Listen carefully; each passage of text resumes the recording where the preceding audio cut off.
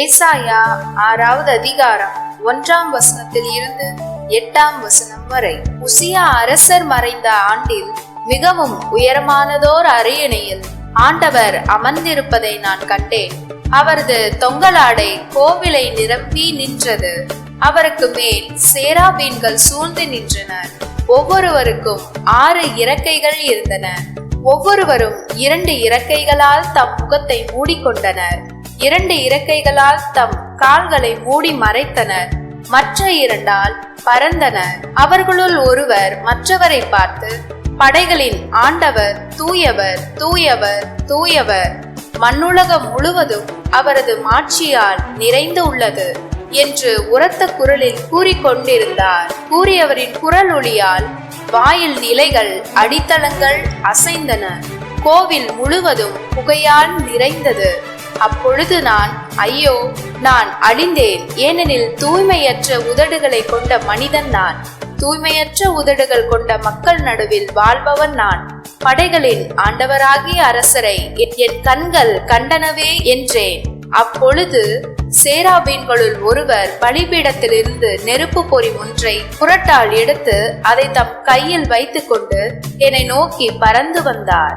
அதனால் என் வாயை தொட்டு, இதோ, இந்நெருப்பு பொறி உன் உதடுகளை தொட்டது, உன் குற்றப்பழி உன்னை விட்டு அகன்றது, உன் பாவம் மன்னிக்கப்பட்டது என்றார்.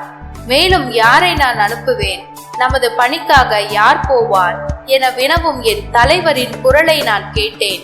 அதற்கு, இதோ நான் இருக்கிறேன், அடியேனை அனுப்பும் என்றேன். 1 கொரிந்தியர் 15வது அதிகாரம் 1ஆம் வசனத்தில் இருந்து 11வது வசனம் வரை. சகோதர சகோதரிகளே, உங்களுக்கு நான் அறிவித்த நற்செய்தியை நினைவுறுத்த விளைகிறேன். அதை நீங்களும் ஏற்றுக்கொண்டீர்கள், அதிலே நிலைத்து நிற்கிறீர்கள். நான் உங்களுக்கு அறிவித்த நற்செய்தியை நீங்கள் உறுதியாக பற்றி கொண்டிருந்தால் அதன் வழியாக மீட்பு அடைவீர்கள். இல்லையேல் நீங்கள் கொண்டிருக்கும் நம்பிக்கை பொருளற்றதே. நான் பெற்றுக்கொண்டதும் முதன்மையானது என கருதி உங்களிடம் ஒப்படைத்ததும் இதுவே. மறைநூலில் எழுதி உள்ளவாறு கிறிஸ்து நம் பாவங்களுக்காக இருந்து அடக்கம் செய்யப்பட்டார். மறைநூலில் எழுதி உள்ளவாறே 3ஆம் நாள் உயிருடன் எழுப்பப்பட்டார்.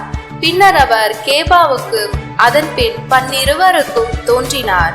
பின்பு 500க்கும் மேற்பட்ட சகோதரர் சகோதரிகளுக்கு ஒரே நேரத்தில் தோன்றினார். அவர்களுள் பலர் இன்னமும் உயிரோடு இருக்கின்றனர், சிலர் இறந்து விட்டனர். பிறகு யாக்கோபுக்கும், அதன் பின் திருத்தூதர் அனைவருக்கும் தோன்றினார். எல்லாருக்கும் கடைசியில் காலம் தப்பி பிறந்த குழந்தை போன்ற எனக்கும் தோன்றினார்.